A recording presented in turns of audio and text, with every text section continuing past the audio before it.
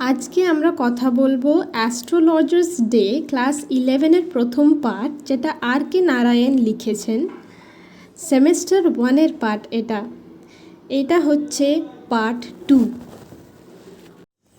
জ্যোতিষী কিছুটা বিরক্ত হলেন, বললেন, প্রতিটা প্রশ্নের জন্য আমি মাত্র 3 পয়সা নিই এবং আপনি যা পাবেন তা আপনার পয়সার তুলনায় অনেক বেশি।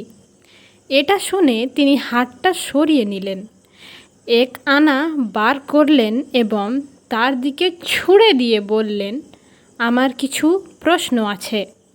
যদি আমি প্রমাণ করতে পারি যে আমাকে ধাপ্পা দিচ্ছেন, তাহলে আমাকে সুদ সহ ওই আনা ফেরত দিতে হবে।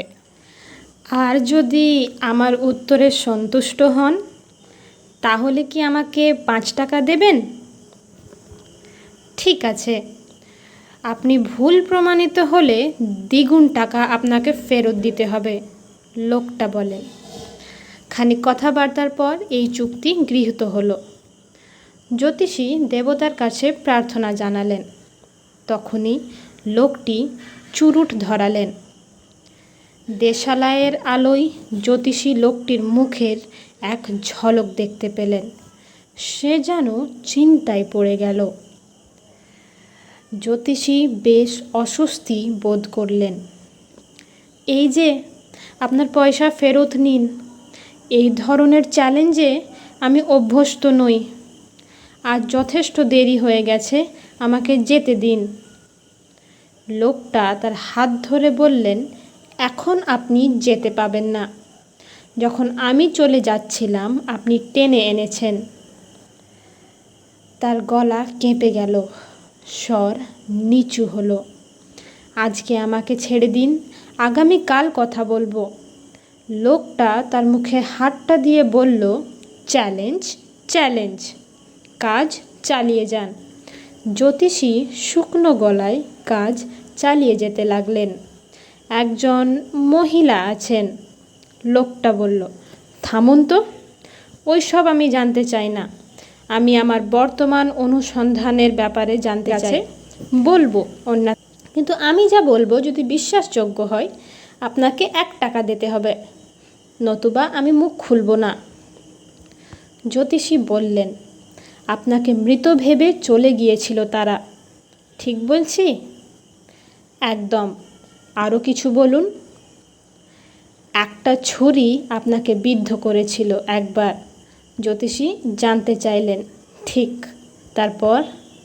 লোকটা অভিভূত প্রবল উৎসাহে বলতে লাগলেন, একজন পথচারী যদি উকি না মারত, আমি ওখানেই মরে পড়ে থাকতাম।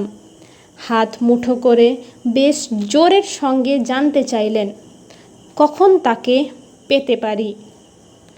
জ্যোতিষী উত্তর দেন, দূরের এক শহরে 4 মাস আগে সে মারা গেছে, তার সঙ্গে আর দেখা হবে না।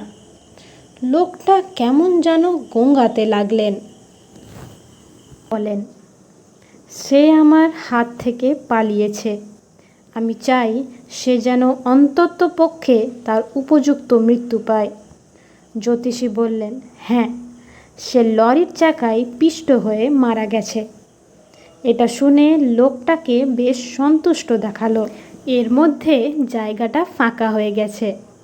জ্যোতিষী তার জিনিসপত্র তুলে ব্যাগে ভরে ফেলেছেন।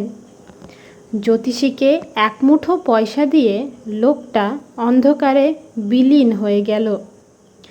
জ্যোতিষীর বাড়ি পৌঁছাতে মাঝরাত হয়ে গেল। তার স্ত্রী দরজায় দাঁড়িয়ে তার জন্য অপেক্ষা করছিলেন। তার কাছে তার দেরির কারণ জানতে চাইলেন।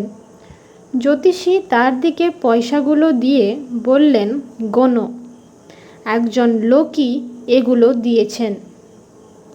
তার স্ত্রী গুনতে গুনতেই বললেন, 12.5 আনা। ভীষণ আনন্দিত তিনি। ঠকালো, 1 টাকা দেবে বলে প্রতিশ্রুতি দিয়েছিল, জ্যোতিষী জানালেন। তার স্ত্রী তার দিকে তাকিয়ে বললেন, তোমাকে খুবই উদ্বিগ্ন দেখাচ্ছে, কিছু হয়েছে কি? না। রাতে খাবার পরে একটা নিচু বেঞ্চে বসে জ্যোতিষী তার স্ত্রীকে বললেন, তুমি কি জানো, আজকে আমার মাথা থেকে একটা বড় বোঝা নেমে গেল। আমি এতদিন ধরে ভাবতাম আমি একটা মানুষের রক্ত হাতে নিয়ে ঘুরছি।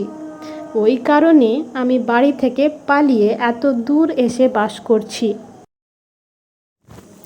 সে এখনো বেঁচে আছে। তার স্ত্রী হাঁপাতে হাঁপাতে বললেন, তুমি একজনকে মেরে ফেলার চেষ্টা করেছিলে?